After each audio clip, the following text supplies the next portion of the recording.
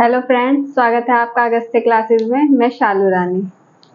आज हम ये टॉपिक पढ़ेंगे तत्व, यौगिक और मिश्रण। इससे पहले मैंने वो मोल अवधारणा वाला पूरा करवा दिया, उसके न्यूमेरिकल भी करवाए थे। उनकी प्रैक्टिस करना, वो अच्छे से प्रैक्टिस करोगे तो आ जाएंगे। उसमें बस वो इक्वेशन बनानी सीखनी है और उसको अप्लाई करना सीखना है, तो उससे वो पूरे अच्छे से सोल्व करने आ जाएंगे। जितना प्रैक्टिस करोगे उतना ही अच्छे सोल्व करने आएंगे वो। आज हम इसको देखते हैं, तत्व, यौगिक और मिश्रण। ये जिसमें तत्व और यौगिक है, ये हमने पिछला जब अणु परमाणु वाला चैप्टर पढ़ा था उसमें भी थोड़ा सा समझ लिया था। आज इसमें दोबारा देख लेते हैं इसको थोड़ा थोड़ा। तत्व में क्या आएगा? जो एक जैसे परमाणु से मिलके बने होते हैं, उसमें दो या दो से अधिक एक जैसे परमाणु हो सकते हैं, तो वो तत्व होते हैं। जैसे परमाणु था हमारे पास, परमाणु सिंगल होता है, वो एक ही परमाणु है, तो वो। और अणु जो बने होते हैं वो सेम परमाणु से बने हुए होते हैं। और तो ये परमाणु और अणु दोनों तत्व के अंतर्गत आते हैं, क्योंकि दोनों ही सेम परमाणु से मिलके बने हुए हैं। तो तत्व क्या होंगे? दो या दो से अधिक सेम परमाणु। जब दो या दो से अधिक सेम परमाणु मिलते हैं तो वो तत्व बनाते हैं। तो तत्व में परमाणु और अणु दोनों चीज आ जाती हैं। इसमें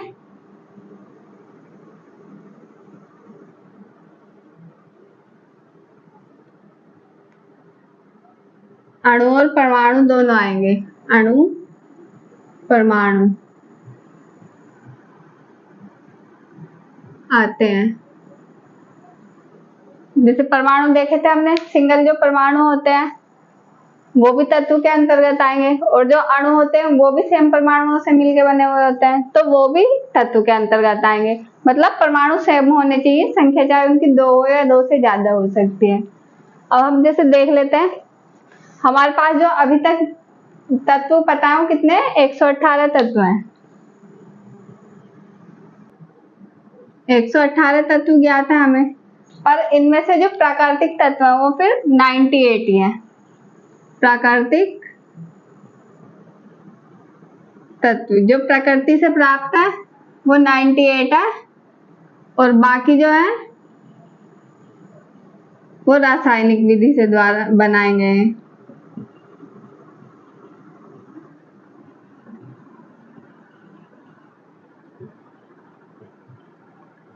इसका मतलब क्या हुआ?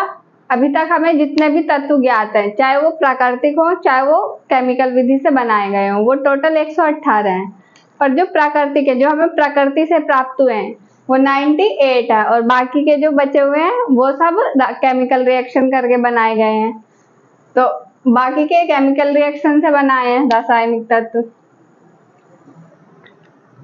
अब जो तत्व होते हैं ये अलग अलग टाइप के हो सकते हैं। जैसे एकल परमाणु, एकल परमाणु में एक परमाणु होगा। द्विपरमाणिक,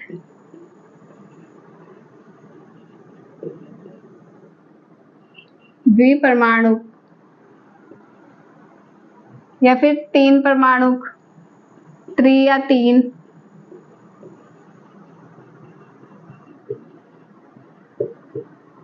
या फिर S8 होता है, उसमें 8 परमाणु होते हैं। 8 परमाणु। इसके हम एग्जाम्पल देख सकते हैं। जैसे एक परमाणु तत्व होंगे तो वो सिंगल होंगे। जैसे कार्बन सिंगल होता है, एक परमाणु हो गया उसमें। सोडियम भी सिंगल है, ये भी एकल परमाणु है। पोटेशियम भी सिंगल है, ये भी एक परमाणु है। तो ये सब जो होते हैं सिंगल होते हैं, वो एकल परमाणु होते हैं। पर ये सेम ही परमाणु है, मतलब ये अकेला जो है इसका एक ही परमाणु है, ये अपने जैसा ही है बिल्कुल। इसके अंदर कुछ और दूसरे टाइप का कुछ और नहीं मिला हुआ, तो ये सिंगल एक ही है। और जो द्विपरमाणु होते हैं उसमें दो परमाणु रहते हैं, पर वो दोनों सेम रहते हैं। जैसे ऑक्सीजन, इसमें ऑक्सीजन के दो परमाणु हैं, दोनों ऑक्सीजन के हैं। नाइट्रोजन के दो परमाणु हैं। इस तरह से जिनमें 2 परमाणु सेम रहते हैं वो द्विपरमाणुक होते हैं, और 3 परमाणु जिसमें 3 परमाणु होते हैं पर वो तीनों एक जैसे ही रहते हैं, जैसे O3 ओजोन। इसमें ऑक्सीजन के 3 परमाणु हैं, इसका मतलब तीनों एक जैसे परमाणु हैं, ऑक्सीजन के हैं तो तीनों एक जैसे ही होंगे, तो ये 3 परमाणुक तत्व है। 8 परमाणुक होता है S8। S8 में सल्फर के 8 परमाणु होते हैं, इसका मतलब ये 8 परमाणुक तत्व है। तो तत्व कितने हो गए? 1 परमाणुक, द्विपरमाणुक, 3 परमाणुक, 8 परमाणुक। तो इनमें 1 परमाणु होएगा, द्विपरमाणुक में 2 परमाणु होंगे पर वो सेम होंगे, त्रिपरमाणुक में 3 परमाणु होंगे पर वो तीनों सेम होंगे, और 8 परमाणु में 8 परमाणु होंगे, वो 8 के 8 सेम होंगे। मतलब एक ही जैसे परमाणु होने चाहिए, अलग अलग नहीं होने चाहिए। तो अब इसमें परमाणु भी आ गए और अणु भी आ गए। ये जैसे सिंगल थे वो परमाणु में आ रहे थे, और जो 2 या 2 से अधिक थे वो अणु में आ रहे थे। तो परमाणु और अणु दोनों तत्व के अंतर्गत आते हैं। अब जो तत्व होते हैं वो हमारे पास 3 टाइप के होते हैं, धातु, अधातु और उपधातु। इनको देख लेते हैं।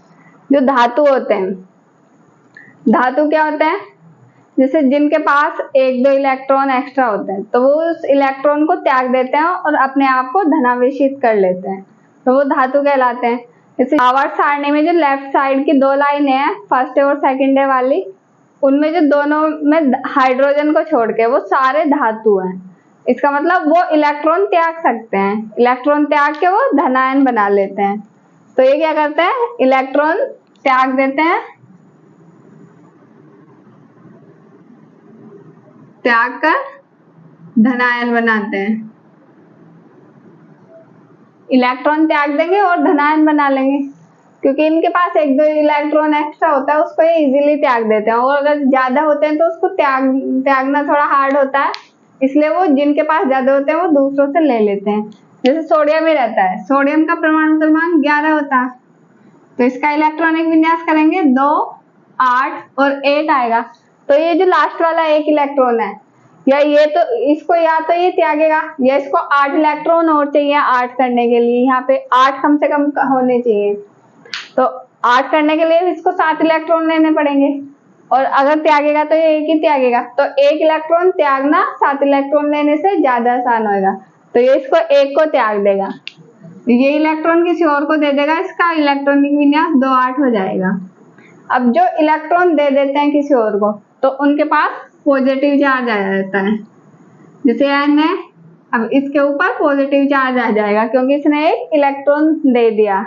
अब इसके पास 10 इलेक्ट्रॉन बचे हैं, तो इस तरह से इलेक्ट्रॉन त्याग के धनायन बना लेते हैं।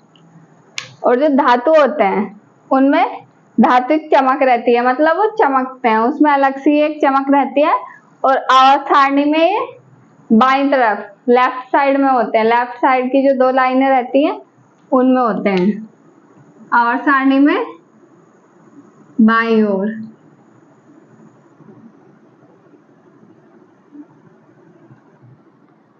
आवर्त सारणी में बाईं ओर होंगे, जो 2 लाइनें रहती है उनमें बस उसमें हाइड्रोजन को छोड़ के बाकी के सारे धातु होते हैं।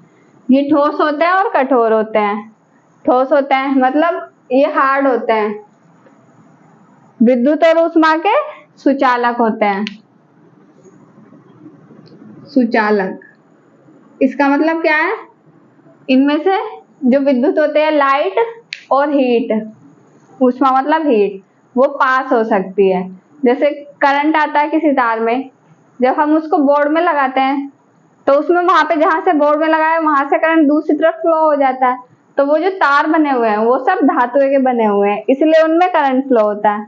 और अगर उसको गर्म करते हैं, जैसे कोई लोहे की चीज है, कोई रोड ले रखी है लोहे की, अब हम उसको एक तरफ से गर्म कर दें तो वो दूसरी तरफ से भी धीरे धीरे गर्म होने लगेगी, इसका मतलब इस ऊष्मा की सुचालक होती है। वो दूसरी तरफ से भी गर्म होगी तो उसमें जो हीट है वो ट्रांसफर हो रही है दूसरी तरफ, तो ये विद्युत और ऊष्मा के सुचालक होते हैं। मतलब इसमें विद्युत और ऊष्मा एक तरफ से दूसरी तरफ चली जाती है। तन्य और आघातवर्धनीय। तन्य मतलब जो धातु होते हैं इनके लंबे तार बनाए जा सकते हैं, इसका मतलब ये होता है। तन्य मतलब इनसे तार बनाए जा सकते हैं। लंबा करा जा सकता है उनका। और आघातवर्धनीय मतलब जो धातु होता है इनको पीट के, जैसे हथौड़े से पीट के, जो लोहा रहता है उसको पीट के हथौड़े से उसकी चादर बना ली जाती है। तो ये आघातवर्धनीय मतलब उसको झेल लेते हैं आघात को, और उससे हम चादर बना सकते हैं। ये आघातवर्धनीय होते हैं। इसके एग्जाम्पल में वही आएंगे फर्स्ट और सेकंड डे वाले सारे, जैसे lithium, sodium, potassium,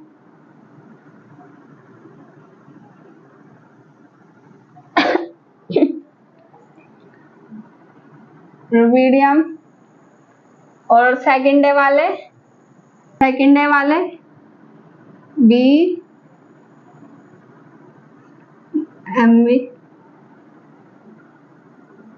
MG, CA, SR. ये सेकंड डे के है, ये फर्स्ट है और ये सेकंड है। और धातुओं में जैसे आयरन आता है, ये भी धातु होता है। एयू, ये भी धातु होता है। तो ये सब धातु में आते हैं।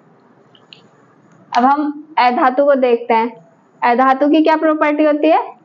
जैसे धातु तो इलेक्ट्रॉन त्याग देते हैं और धनायन बना देते हैं, और ये इलेक्ट्रॉन को ग्रहण करते हैं।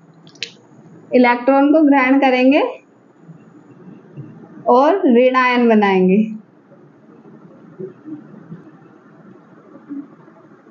जो इलेक्ट्रॉन त्यागता है उस पर पॉजिटिव चार्ज आता है तो ये धनायन बनाते हैं, और जो इलेक्ट्रॉन ग्रहण करता है उस पर नेगेटिव चार्ज आता है और ऋण आयन बनाते हैं।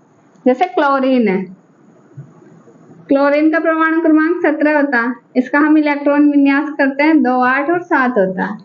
अब ये या तो इसको ये 7 इलेक्ट्रॉन है, इनको सातों को त्याग सकता है, या फिर 1 इलेक्ट्रॉन लेके यहाँ पे 8 कर सकता है। तो इसको 7 त्यागने से अच्छा 1 इलेक्ट्रॉन लेना आसान रहेगा। तो ये 1 इलेक्ट्रॉन ले लेता है, इसके पास 2, 8 और 8 हो जाते हैं। तो क्लोरीन पे नेगेटिव चार्ज आ जाता है क्योंकि ये 1 इलेक्ट्रॉन ले लेता है। ये इलेक्ट्रॉन ग्रहण करके ऋण आयन बनाते हैं। इनकी अवस्था, ये किस अवस्था में पाए जाते हैं? जैसे ठोस अवस्था में पाए जाते हैं, ठोस और कठोर। ये तीनों अवस्थाओं में पाए जाते हैं, ठोस, द्रव और गैस। तीनों अवस्थाओं में पाए जाते हैं, ठोस में भी, द्रव में भी और गैस में भी। विद्युत और ऊष्मा के कुचालक होते हैं। ये सुचालक थे, इसमें विद्युत और ऊष्मा प्रसारित हो रही थी, और इसमें नहीं होएगी, ये कुचालक होंगे।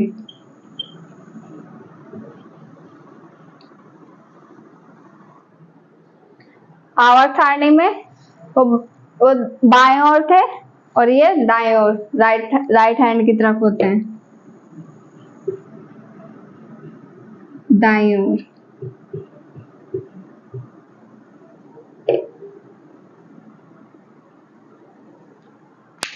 आवर्त सारणी में ये दाईं ओर होंगे। इसके एग्जाम्पल में एक तो सारी अक्रिया कैसे आ जाएंगी, helium, neon, argon, krypton, xenon वाली।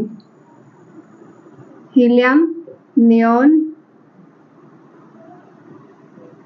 आर्गन, क्रिप्टन, जिनोन, ये सारी गैसें आ जाएंगी। और इसमें क्या आएगा? ऑक्सीजन। और ये फ्लोरीन, क्लोरीन वाली, फ्लोरीन, क्लोरीन, आयोडीन, ये आएंगे इसमें, नाइट्रोजन। ये सब अधातु में आएंगे। Helium, neon, argon, krypton, xenon, oxygen, fluorine, chlorine, iodine, nitrogen, ये सब अधातु के अंदर आते हैं। अधातु में वही आएंगे जो इलेक्ट्रॉन को ग्रहण करेंगे और ऋण आयन बनाएंगे। ये ठोस, द्रव, गैस तीनों अवस्था में पाए जाते हैं। विद्युत और ऊष्मा के कुचालक होते हैं, और आवर्त सारणी में ये दाईं ओर होते हैं। तो ये समझ में आ गया होगा। अब उपधातु को देख लेते हैं। ये धातु, ये अधातु, ये उपधातु।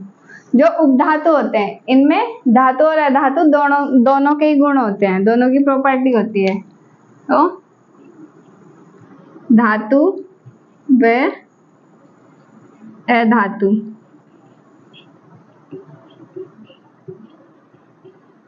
दोनों के गुण। धातु अधातु दोनों के गुण होते हैं। इनमें एक एक पॉइंट और लिख लेना, जैसे धातु थे, धातु ठोस होते हैं सारे, पर जो मरकरी होता है Hg वो भी धातु होता है, ये द्रव होता है, ये इसका अपवाद है।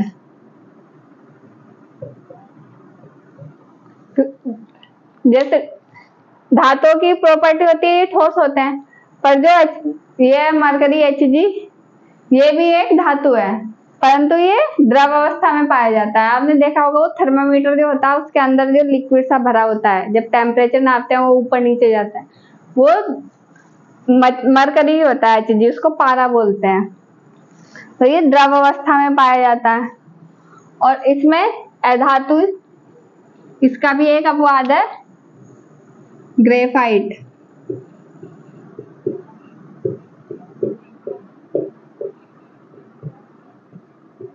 जो ग्रेफाइट होता है, आपने देखा होगा जो पेंसिल के अंदर जो वो काली नोक होती है उसकी, वो ग्रेफाइट होती है। तो इसमें क्या है, जो अधातु है वे विद्युत और ऊष्मा के कुचालक होते हैं, पर जो ग्रेफाइट होता है वो विद्युत और ऊष्मा का सुचालक होता है। इसमें दो अपवाद थे, ये भी ऐड कर लेना। अब उपधातु को देखते हैं। उपधातु में क्या आएगा, ये धातु और अधातु इनमें दोनों की प्रॉपर्टी होती है, तो इसमें ये दोनों के गुण होंगे, जो ये इसमें और इसमें है। जो भी ये सारे गुण है ये इसमें भी होंगे, मतलब कुछ गुण इसके भी दिखाएंगे ये और कुछ गुण इसके भी दिखाएंगे। सब में जो सारे अलग अलग उपधातु हैं वो अलग अलग गुण दिखाएंगे, कुछ गुण इसके कुछ गुण इसके, तो इसलिए यहाँ पे गुण को हम लिख नहीं सकते प्रॉपर। तो कुछ गुण इसके आ जाएंगे इसमें, कुछ गुण इसके। इसके एग्जाम्पल देख लेते हैं।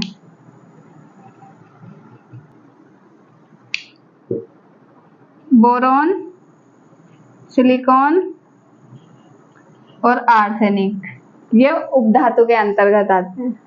तो ये समझ में आ गया होगा आज का। तत्व में दो या दो से अधिक सेम परमाणु होते हैं। इसमें अणु और परमाणु दोनों आ जाएंगे, क्योंकि अणु में भी एक परमाणु होता है। परमाणु में जो परमाणु होता है वो सिंगल परमाणु होता है, और अणु में दो या दो से अधिक परमाणु होते हैं, पर वो सेम होते हैं। बस सेम परमाणु होने चाहिए, उससे कोई मतलब नहीं है कि कितने परमाणु हैं। तो ये अणु और परमाणु दोनों तत्व के अंतर्गत आ जाएंगे। हमारे पास अभी तक 118 ज्ञात तत्व हैं, उसमें से 98 तो प्राकृतिक है और बाकी रासायनिक विधि द्वारा बनाए गए। तो तत्व को एक परमाणु तत्व होते हैं, द्विपरमाणु, तीन परमाणु या 8 परमाणु, इस तरह से हम डिवाइड कर सकते हैं। जो सिंगल परमाणु है वो एक परमाणु, जिसमें 2 परमाणु है वे द्विपरमाणु, जिसमें 3 परमाणु है त्रिपरमाणु, और जिसमें 8 परमाणु के वो 8 परमाणु। जो तत्व होते हैं वो 3 टाइप के होते हैं, धातु, अधातु और उपधातु। धातु इलेक्ट्रॉन त्याग के धनायन बनाते हैं।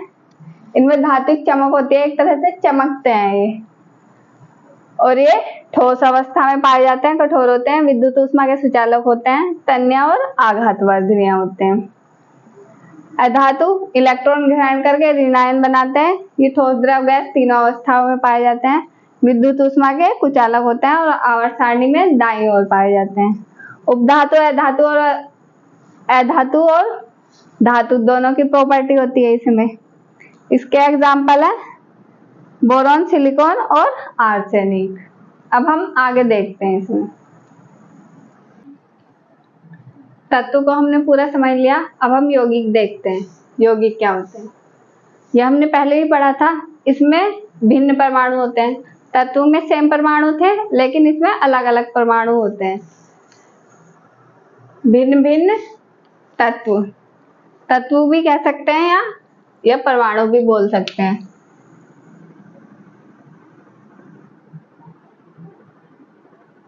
भिन्न भिन्न मतलब अलग अलग तरह के परमाणु होते हैं इसमें।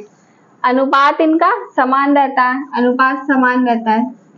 जैसे इस जल होता है, पानी, उसका फॉर्मूला क्या होगा, H2O। तो इसमें हाइड्रोजन के 2 परमाणु है, ऑक्सीजन का 1 परमाणु है, तो ये फिक्स रहेगा। हाइड्रोजन के 2 परमाणु और ऑक्सीजन का 1 परमाणु मिलेगा जब ही जल बनेगा। इससे ज्यादा या कम हो जाएगा तो पानी नहीं बनेगा। तो ये अनुपात इनका फिक्स रहता है। इनका रासायनिक सूत्र लिख सकते हैं हम आराम से, क्योंकि हमें पता है कितने अनुपात मिल रहे हैं, तो इनका रासायनिक सूत्र भी बन जाता है। रासायनिक सूत्र ये भी बन जाता है। मूल तत्व के गुण, मूल तत्व जैसे ये जल है, जल किस किस से बना है? हाइड्रोजन और ऑक्सीजन से। हाइड्रोजन की प्रॉपर्टी अलग होती है, ऑक्सीजन की अलग होती है, पर जब ये मिल गए तो इसमें ना हाइड्रोजन की प्रॉपर्टी है ना ऑक्सीजन की प्रॉपर्टी है, इसमें अलग अपनी प्रॉपर्टी बन जाएगी जो जल की प्रॉपर्टी होगी। तो जैसे हाइड्रोजन गैस होती है, अगर ये पानी में होगी, अगर इसमें हाइड्रोजन की प्रॉपर्टी होगी तो ये उड़ जाएगी, लेकिन इसमें अब हाइड्रोजन की प्रॉपर्टी नहीं है, अब ये पानी बन गया इसका, हाइड्रोजन और ऑक्सीजन मिलके, तो इसमें अब हाइड्रोजन की कोई भी प्रॉपर्टी नहीं है। ऐसे ही ऑक्सीजन है, ऑक्सीजन आग जलाने में सहायक होती है, तो अब इन दोनों की अपनी प्रॉपर्टी खत्म होगी जब ये पानी बन गया, तो मूल तत्व के गुण इसमें नहीं होते। अब इन दोनों के गुण अलग अलग जो थे वो नहीं है, इसमें अब पानी के गुण है सारे। तत्व भौतिक विधि द्वारा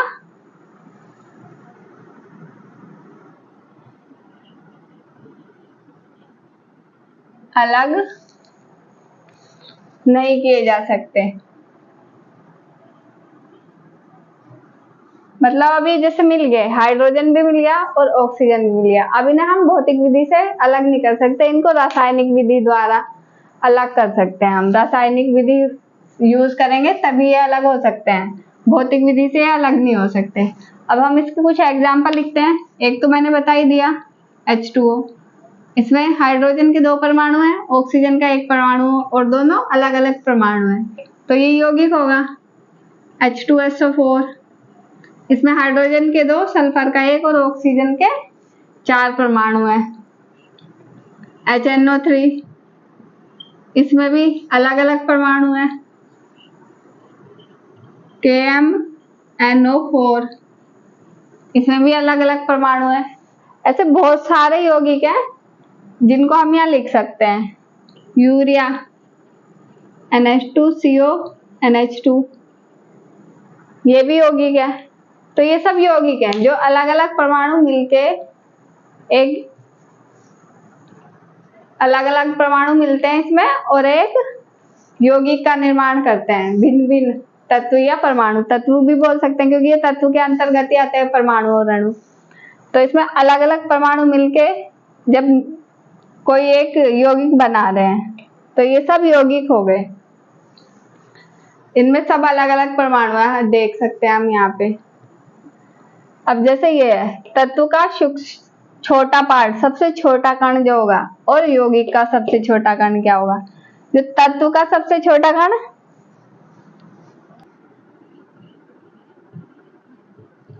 परमाणु, जो तत्व होते हैं उसका सबसे छोटा कण क्या होगा? परमाणु। और यौगिक का सबसे छोटा कण होता है अणु, क्योंकि इसमें अणु मिलते हैं। और तत्व का छोटा कण परमाणु और यौगिक का छोटा कण अणु होता है। अब जैसे ये जल है, जो हमारे पास पानी होता है, उसमें 2 प्रॉपर्टी होती है।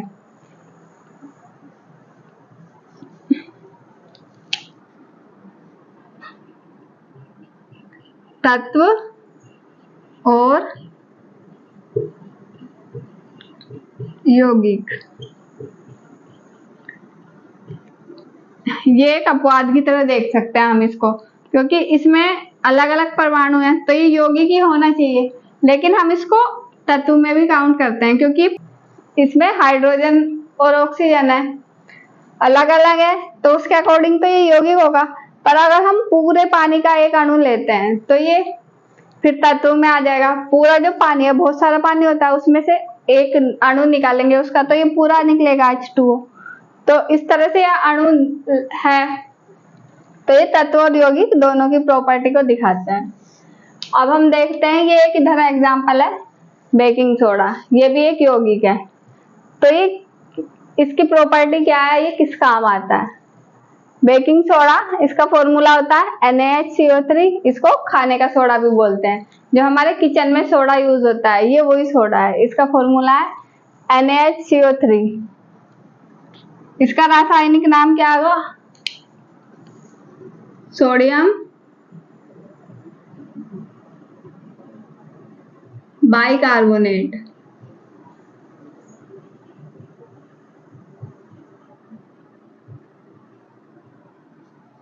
इसका रासायनिक नाम होगा सोडियम बाइकार्बोनेट। हाइड्रोजन की जगह बाई यूज करते हैं, या यहाँ पे हाइड्रोजन भी यूज कर सकते हैं, बाई की जगह हाइड्रोजन।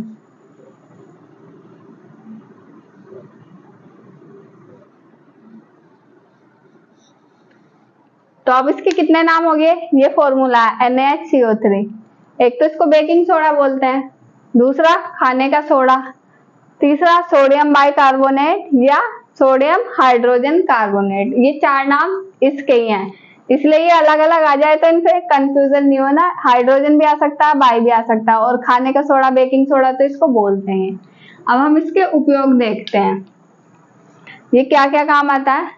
पेट की अम्लीयता को दूर करने के लिए, जैसे कभी कभी खाना ज्यादा खा लेते हैं तो हमारे पेट में ज्यादा एसिड बन जाता है, उस एसिड को कम करने के लिए हम बेकिंग सोडा का यूज कर सकते हैं, तो पेट की अम्लीयता को दूर करने में।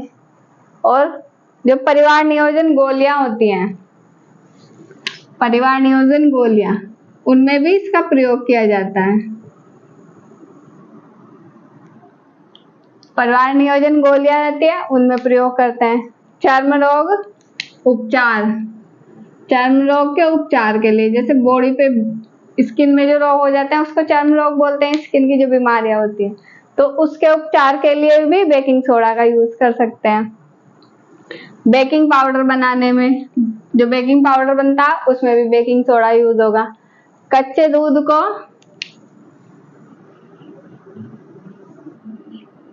अधिक समय तक स्टोर करने के लिए, मतलब वो जल्दी खराब ना हो, अधिक समय स्टोर।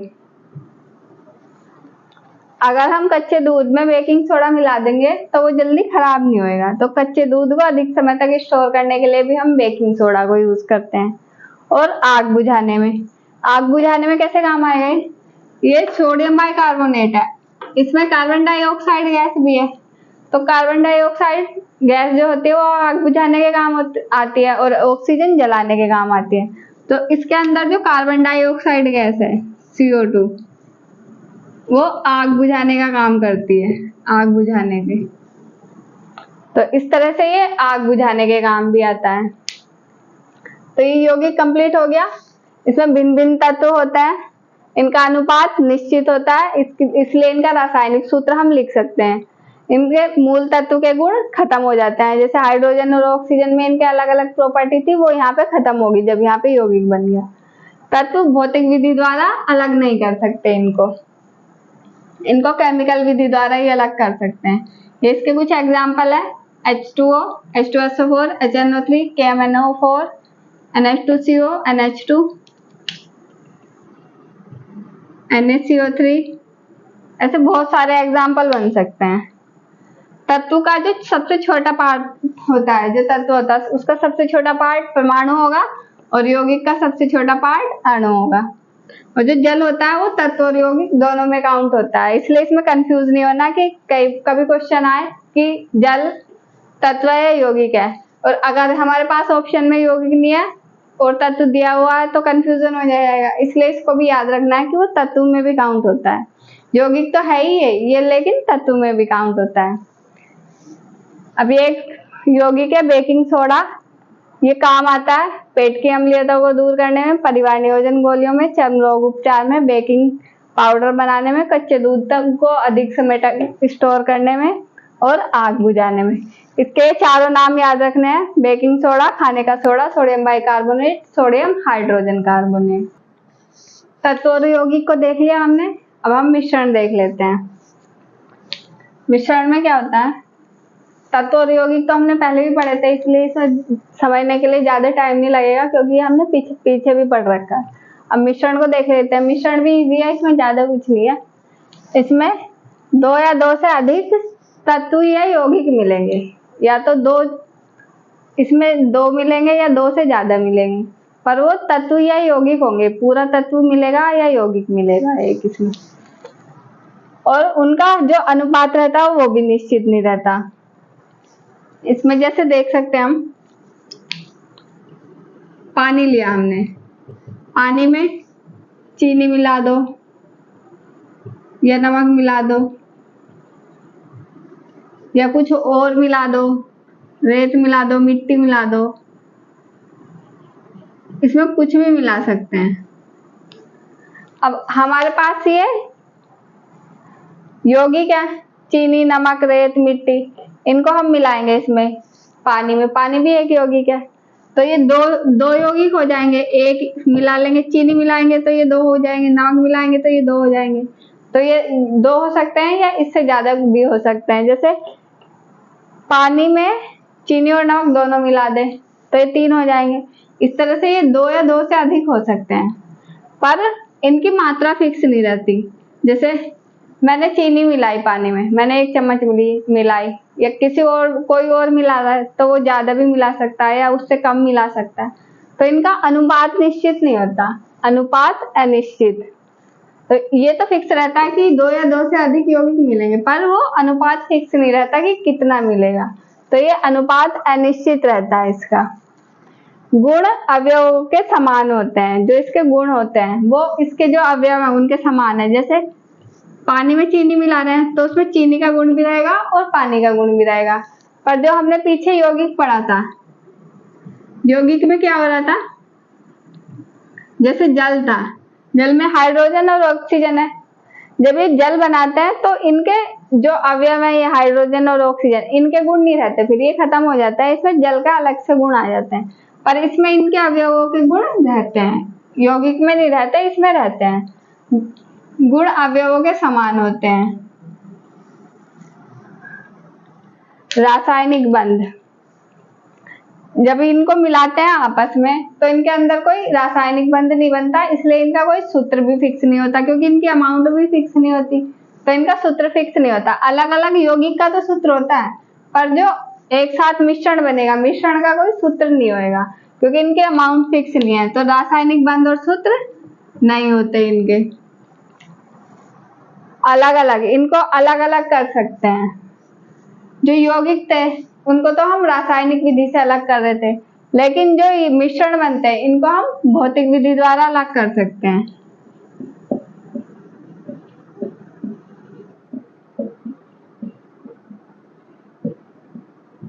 भौतिक विधि द्वारा हम इनको अलग कर सकते हैं। यौगिकों को अलग करने के लिए इसमें केमिकल विधि, रासायनिक विधि होनी जरूरी है, और इसको अलग करने के लिए हम भौतिक विधि से अलग कर सकते हैं।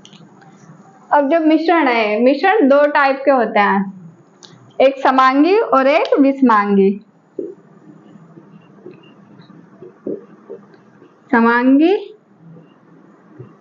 और दूसरा विषमांगी।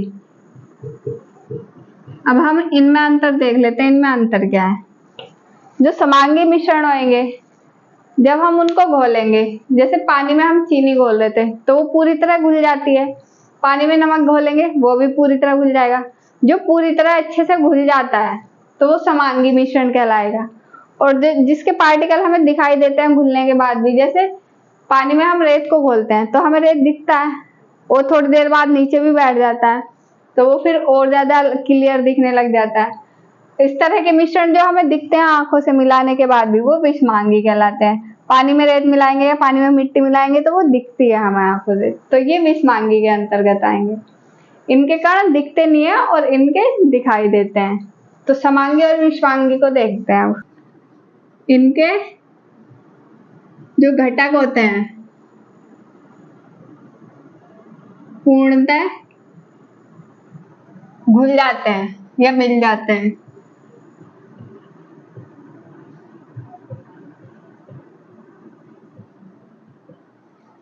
इनके घटक पूर्णतः मिल जाते हैं, इसलिए ये विलयन कहलाते हैं।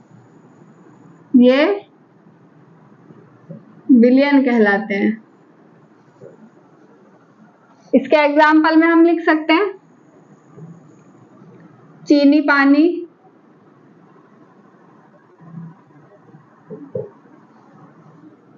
नमक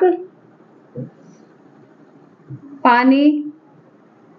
ये पानी में पूरी तरह घुल जाते हैं, दिखाई नहीं देते घोलने के बाद, तो ये समांगी हो जाएगा। चीनी, नमक, पानी, इन तीनों को भी एक साथ मिला सकते हैं,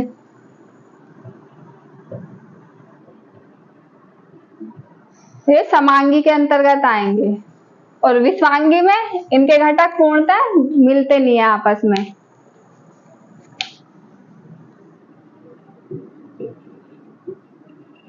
घटक पूर्णतः नहीं मिलते। इनके घटक पूर्णतः नहीं मिलते। इनके एग्जाम्पल में क्या आएगा? रेत, पानी, मिट्टी, पानी,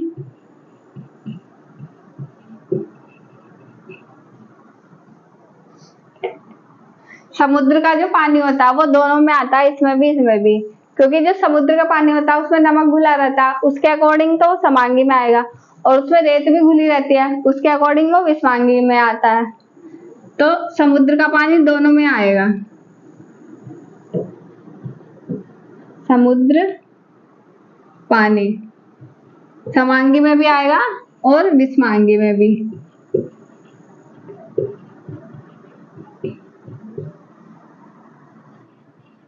और दूध, कोलाइड,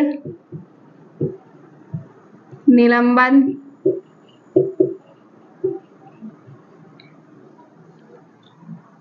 ये सब विसमांगी में आएंगे, जो हमें आंखों से जिनके कण हमें दिखाई देते हैं। अब जो ये कोलाइड और निलंबन है ये अलग अलग होते हैं, इनको समझते हैं हम। कोलाइड में क्या आएगा और निलंबन में क्या आएगा? कोलाइड, कोलाइड क्या होता है? ये जो कोलाइड विलयन रहते हैं ये देखने में तो समांगी जैसे लगते हैं, लेकिन ये विसमांगी के अंतर्गत आते हैं। जैसे दूध एक कोलाइड है और हमारा जो ब्लड है वो भी एक कोलाइड है। कोलाइड की क्या पहचान होती है? एक तो अगर उसमें हम लाइट डालते हैं, लाइट की जैसे टॉर्च से लाइट डालते हैं हम उसको, तो वो उसको प्रकाश को फैला देती है। कोलाइड विलयन उस गुण को दिखाते हैं, इसलिए कोलाइड के अंतर्गत आते हैं। देखने में समांगी लगेंगे, इनमें देखने में कोई फर्क नहीं लगेगा। समांगी में जैसे बिल्कुल मिल जाते हैं चीजें, तो वो बिल्कुल ऐसे ही मिले रहते हैं कोलाइड में भी। पर ये एक तो टिंडल प्रभाव, जैसे लाइट को फैलाना, मतलब ये टिंडल प्रभाव को दर्शाते हैं। टिंडल प्रभाव, टिंडल प्रभाव दिखाएंगे। और एक ब्राउनी गति वाला एक्सपेरिमेंट होता है। ब्राउनी गति मतलब जैसे एक पोर्ट है, इसमें एक कोलाइड विलयन भरा हुआ है, इसके जो कण होते हैं इसमें जब इनको हम गर्म करते हैं तो ये गति करते हैं, एक दूसरे को गर्म कर देते हैं। फिर जाके जैसे ये कण है नीचे से गर्म हो गया, ये इधर जाएगा या उधर जाएगा, इस तरह से ये गति करते हैं। ये ब्राउनी गति में आता है, तो ये ब्राउनी गति भी दिखाते हैं। ब्राउनी गति, ब्राउनी गति दिखाते हैं। तो कोलाइडी विलयन की पहचान यही है, एक तो ये टिंडल प्रभाव दिखाएंगे और ब्राउनी गति दिखाएंगे। तो इसके अंतर्गत क्या क्या आता है? जो हमारा ब्लड है, रक्त, ये कोलाइडी विलयन के अंतर्गत आता है। इसमें हमारा जो ब्लड होता है उसमें आरबीसी होती है, डब्ल्यूबीसी होती है, प्लेटलेट्स होती है, पर वो हमें आंखों से दिखाई नहीं देती। वो लगता है जैसा ही मिश्रण होगा जैसे समांगी मिश्रण है, पर उसमें आरबीसी, डब्ल्यूबीसी, प्लेटलेट्स होती है, उसके कारण टिंडल प्रभाव दर्शाता है और ये ब्राउनी गति दर्शाता है। और दूध भी एक कोलाइडी विलयन है। अब हम निलंबन देखते हैं। निलंबन में क्या होता है?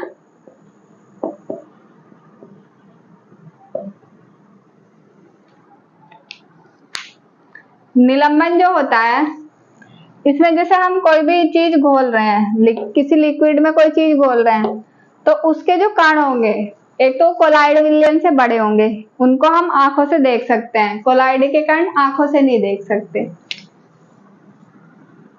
कण आंखों से नहीं देख सकते। जो टिंडल विलयन होते हैं, जो निलंबन विलयन होते हैं, इनके कण आंखों से हम देख सकते हैं।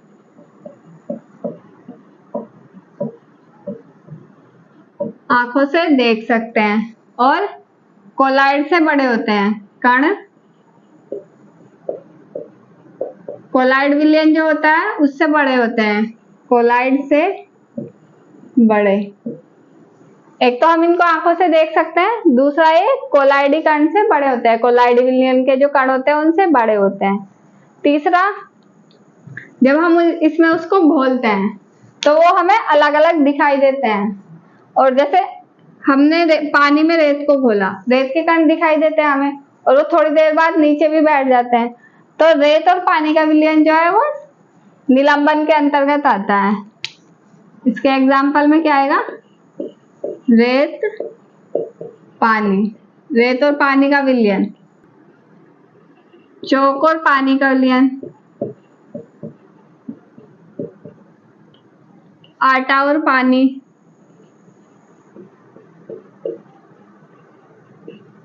ये हमें अलग अलग दिखाई देते हैं। हम अगर इनको थोड़ी देर के लिए छोड़ देते हैं तो इसके कण हम देख सकते हैं आराम से। तेल और पानी,